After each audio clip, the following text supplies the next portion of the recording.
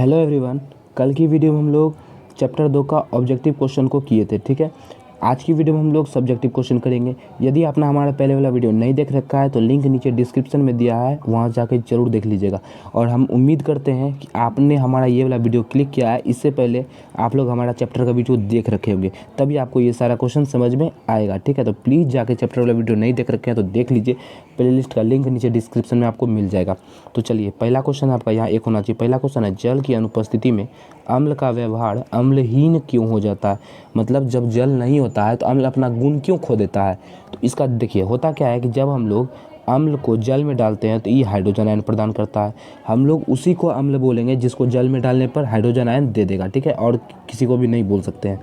तो देखिए, होता क्या है, जल की अनुपस्थिति में जब जल रहबे नहीं करेगा तो ये हाइड्रोजन आयन देवे नहीं करेगा, और जब हाइड्रोजन आयन देवे नहीं करेगा तो ये अपना गुण को तो खो दिया। इसका गुण है कि जल में डालेंगे तो हाइड्रोजन आयन देगा, और जब इसको जल में डाल भी नहीं करेंगे तो पता ही नहीं चलेगा अम्ल की क्षार है। तो जल की अनुपस्थिति में अम्ल आयन में नहीं टूटता है, जल आयन में नहीं टूट पाता, हाइड्रोजन आयन नहीं दे पाता। आयन में नहीं टूटने के कारण ही जल की अनुपस्थिति, मतलब जल जब नहीं रहता है तो इसका व्यवहार जो है अम्लहीन हो जाता है, मतलब इसका व्यवहार में कोई अम्ल वाला गुण नहीं होता। यही हो गया इसका आंसर। देखिए, अगला क्वेश्चन आपका, उदासीनीकरण अभिक्रिया क्या है, उदाहरण दे। अब देखिए, उदासीनीकरण अभिक्रिया बहुत इंपॉर्टेंट अभिक्रिया है। ऐसी रासायनिक अभिक्रिया जिसमें अम्ल तथा क्षार अभिक्रिया करके लवण और जल बनाते हैं उसको उदासीनीकरण अभिक्रिया करते हैं। एक बात और, ये आपका पूछा गया था 2018 का फर्स्ट में पूछा गया था और 2016 में पूछा गया था। इसके पहले वाला क्वेश्चन, मतलब आपका ये वाला जो क्वेश्चन है बाबू, ये आपका पूछा गया था 2019 में, 19 का सेकेंड में, और 2018 का सेकेंड में, दोनों वर्ष पूछा गया था ये। और ये आपका पूछा गया था 18 का फर्स्ट में और 2016 में, ठीक है। तो बहुत इंपॉर्टेंट क्वेश्चन है। अब देखिए, अब इसका उदाहरण देखिए, लिए हम लोग हाइड्रोक्लोरिक अम्ल HCl, रूबरू हैं आप इससे। उसके बाद सोडियम हाइड्रोक्साइड NaOH, जिसका लास्ट में OH दिख जाए आपको, जिसका भी लास्ट में OH दिख गया वो क्या हो जाएगा, वो हो जाएगा क्षार। यह HCl है अम्ल, NaOH वाला हो गया क्षार। अब दोनों मिलके बनाएगा जल। देखिए, आपको लिखा हुआ है जल बनाता है और एक ठो NaCl मतलब लवण बनाता है। ये उदाहरण हो गया इसका, इसी को आपको लिख करके आना था। उदाहरण नहीं लिखेगा तो नंबर कट जाएगा परीक्षा में। अगला क्वेश्चन है, प्लास्टर ऑफ पेरिस, जिसको हम लोग बोलते हैं POP, इसका निर्माण विधि एवं उपयोग, इसको कैसे बनाया जाता है और इसका उपयोग क्या है। देखिए, जिप्सम आप लोग जानते होंगे, सूत्र होता है CaSO4 × 2H2O। इसका देखिए, प्लास्टर ऑफ पेरिस में क्या होता है, बस 1/m लग जाता है, ठीक है, बस यही अंतर है सूत्र में, और कुछ अंतर नहीं है। होता क्या है, जिप्सम को 373 केल्विन ताप पर, 373 केल्विन, 373 केल्विन, इसका मतलब हुआ 100 डिग्री सेल्सियस। देखिए, आपका उसमें जो दिया हुआ है बाबू, गैस पेपर हुआ, फिर क्या बोलता है उसको, क्वेश्चन बैंक हुआ, इस समय आपको दिया हुआ है कितना, 120 डिग्री सेल्सियस, ठीक है। लेकिन आपका जो NCERT बुक है उसमें दिया हुआ है 100 डिग्री सेल्सियस। तो हमने NCERT बुक के हिसाब से लिखा हुआ है, ठीक है। 373 केल्विन ताप पर गर्म करने पर क्या POP बनता है, प्लास्टर ऑफ पेरिस का निर्माण होता है। जिप्सम को गर्म करेंगे तो देखिए, हम लोग यहाँ लिख रखे हैं CaSO4 × 2H2O, यही होता है जिप्सम। इसको 100 डिग्री सेल्सियस पे पहुँचा दिए तो क्या बनेगा, प्लास्टर ऑफ पेरिस, CaSO4 × ½ और 3/2 मतलब 1.5 अणु, 1.5 अणु जल निकाल देता है और बना देता है क्या, जिप्सम बनाता है, ठीक है। अब देखिए इसका उपयोग, अब बताइए, POP कहते हैं, आप लोग हड्डी उड्डी टूटता होगा तो जाते होंगे POP करवाने के लिए, मतलब प्लास्टर ऑफ पेरिस का एक तो लेप चढ़ा देता है यहाँ पे पट्टी वट्टी बांध के। तो टूटा हुआ हड्डी को जोड़ने में क्या चीज़ का प्रयोग करता है, प्लास्टर ऑफ पेरिस का।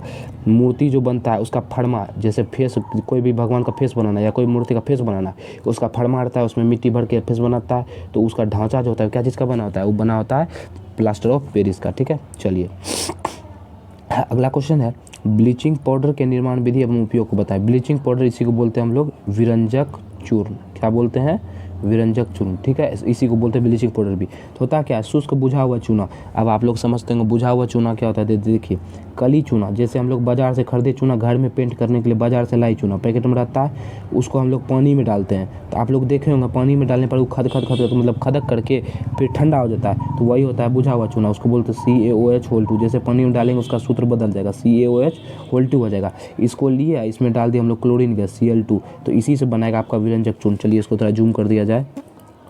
चलिए जी, देखिए अब आपको स्पष्ट नज़र आ रहा होगा, CaOH2, यही है आपका, ये क्या है, यही है बुझा हुआ चूना, ठीक है। इसमें हम लोग डाले क्लोरीन गैस तो बनेगा क्या, CaOCl2, इसी को बोलते हैं हम लोग विरंजक चूर्ण। क्या बोलते हैं, विरंजक चूर्ण, इसी को बोलते हैं ब्लीचिंग पाउडर। और साथ में थोड़ा सा जल बाहर निकाल देता है। समझ गए क्या क्या होता है, जब हम लोग चूना में क्लोरीन गैस डालते हैं तो CaOCl2 मतलब विरंजक चूर्ण बनाता है और थोड़ा सा जल का अणु बाहर निकाल देता है। चलिए, समझ में आ गया। अब देखिए, अब हम लोग चलते हैं अगला। अच्छा, इसका उपयोग देखना है हम लोग को ना। चलिए जी, उपयोग देखिए। अब इसका उपयोग क्या चीज़ में करेंगे? कागज़ कपड़ा उद्योग में इसका उपयोग होता है। इबला याद कर लीजिए। उसके बाद कीटाणुनाशक के रूप में देखिए, आप लोग देखे होंगे नाली वाली जो होता है उसमें कीड़ा न हो इसके लिए उसमें क्या छीटा जाता है? ब्लीचिंग पाउडर छीटा जाता है, विलंजक चूर्ण छीटा जाता है, ठीक है। तो कीटाणुनाशक के रूप में भी किया जाता है। और ये भी देखे होंगे क्लोरोफॉर्म सुंघा करके किसी को बेहोश करके ले जाकर हलाल करता है, मतलब काटता वाटता है, पिट करता है, बेहोश कर देता है। तो उसके लिए क्लोरोफॉर्म जो होता है उसका उसमें भी क्या चीज़ डाला जाता है? विरंजक चूर्ण डाला जाता है, ब्लीचिंग पाउडर डाला जाता है, ठीक है।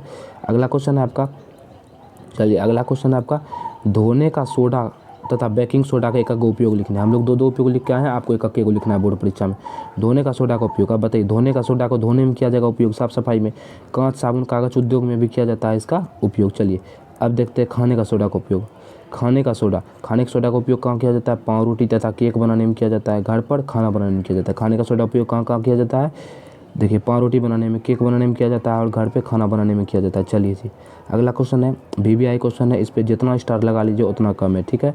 प्लास्टर ऑफ पेरिस का जल के साथ अभिक्रिया लिखना है। तो देखिए इसका अभिक्रिया कैसे लिखेंगे? चलिए जी, हम लोग क्या किए, CaSO4 × ½ ये क्या, यही तो है आपका POP प्लास्टर ऑफ पेरिस। इसमें थोड़ा सा जल डाले, इसको अभी भूल जाइए, अभी कुछ नहीं लिखा हो। इसमें क्या डाले? H2O, मतलब जल डाले। तो देखिए हम आपको बता रखे हैं, जब हम लोग प्लास्टर ऑफ पेरिस में जल डालते हैं तो कठोर होकर क्या बनाता है? जिप्सम बनाता है कि नहीं? क्या बनाता है? जिप्सम बनाता है। तो देखिए अब यहाँ जल कितना है? यहाँ जल आधा है। यहाँ जल कितना है? यहाँ जल 2 है। यहाँ आधा है, यहाँ 2 है। कितना जल का कमी हुआ? 1.5 जल का कमी हुआ। 1.1/2। इसको क्या पढ़ते हैं? इसको पढ़ते हैं 1, ये है 1 और ये आधा, कितना हो गया? 3/2 हो गया। मतलब इसको इसी को पढ़ेंगे 1.5 पढ़ते हैं तो 1.5 अणु जल का कमी हो गया, तो यहाँ पे 1.5 अणु जल डाल देंगे तो हो जाएगा आपका पूरा। देखिए संतुलित हो गया रासायनिक समीकरण। समीकरण को ऐसे नहीं लिखना है बाबू, समीकरण को हमेशा संतुलित करके लिखना है, ठीक है। चलिए, तो इस तरह से आप लोग इस क्वेश्चन का आंसर दे सकते हैं। आज का आपका लास्ट क्वेश्चन है। देखिए यही सब क्वेश्चन आपको घुमा फिरा के बोर्ड परीक्षा में देगा। ये क्वेश्चन भी इंपॉर्टेंट है। प्लास्टर ऑफ पेरिस को आर्द्ररोधी बर्तन में क्यों रखा जाना चाहिए? मतलब प्लास्टर ऑफ पेरिस को ऐसा बर्तन में क्यों रखा जाना चाहिए जिसमें जो है वायु प्रवेश ना कर सके, नमी युक्त वायु प्रवेश ना कर सके। तो देखिए हम लोग जानते हैं कि जैसे ये प्लास्टर ऑफ पेरिस को आर्द्र वायु मतलब समझते हैं, पानी वाला वायु जिसमें पानी का मात्रा हो, ठीक है, नमी युक्त वायु उसको बोलते हैं। पानी वाला वायु के संपर्क में जैसे ये आएगा आपका प्लास्टर ऑफ पेरिस, ये जम जाएगा। आप बताइए प्लास्टर ऑफ पेरिस जम गया तो ये बेकार हो गया, इसका कोई काम ही नहीं। जब जमिए गया तो क्या हो गया? इसका फायदा बेकार हो गया ही। तो जम करके बेकार नहीं हो, ऐसा नहीं हो, इसीलिए इसको क्या चीज़ में रखते हैं? आर्द्ररोधी बर्तन में रखा जाता है। समझ गए? क्लियर है?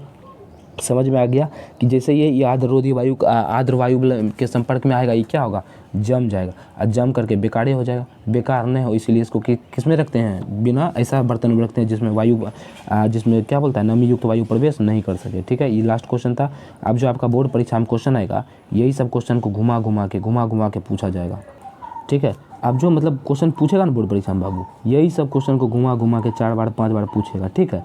तो देखिए हमने क्या क्या करा रखा है। इसके पहले वाले वीडियो में हमने चैप्टर 1 और 2 दोनों को बहुत अच्छी तरह से केमिस्ट्री का करवा रखा है। लिंक नीचे डिस्क्रिप्शन में देख सकते हैं। चैप्टर 1, 2, 3 ये आपका मैथ का करवा रखा है, इसको भी आप लोग देख सकते हैं। लिंक नीचे डिस्क्रिप्शन में मिल जाएगा। और VVI यदि क्वेश्चन भी चाहते हैं तो उसका भी प्लेलिस्ट बना हुआ है चैनल पे, ठीक है। तो वहाँ से जाकर आप लोग देख लीजिएगा। तो आज हम लोग क्या किए? आज हम लोग किए सब्जेक्टिव क्वेश्चन। यदि आपका एक आध क्वेश्चन ऐसा भी हो जो बोर्ड परीक्षा में पूछा जाता है तो वो हम लोग जब लास्ट में VVI क्वेश्चन कराएंगे ना तो उसमें कंप्लीट आपका करवा देंगे, आपको टेंशन लेने की ज़रूरत नहीं है, ठीक है। तो समझिए, अब देखिए अब हम अगला आपका जो शुरू करेंगे वो करेंगे चैप्टर 3 शुरू, ठीक है। ये भी करेंगे इसी का, ठीक है। फिर केमिस्ट्री का करेंगे और चैप्टर 3 जब कंप्लीट हो जाएगा तब हम लोग फिजिक्स का चैप्टर 1 उठाएंगे, ठीक है। उसको बहुत अच्छा समझाएंगे बाबू, इतना अच्छा समझाएंगे आपको समझ में आ जाएगा। तो अभी तक वीडियो में बने हुए हैं तो लगता है कि आपको वीडियो पसंद ही आया होगा। तो यदि पसंद आया तो बाबू प्लीज़ वीडियो को लाइक कर ही दीजिएगा और यदि 10th में पढ़ रहे हैं तो सब्सक्राइब भी कर ही लीजिएगा। तो मिलेंगे आपसे अगले वीडियो में, तब तक के लिए जय हिंद।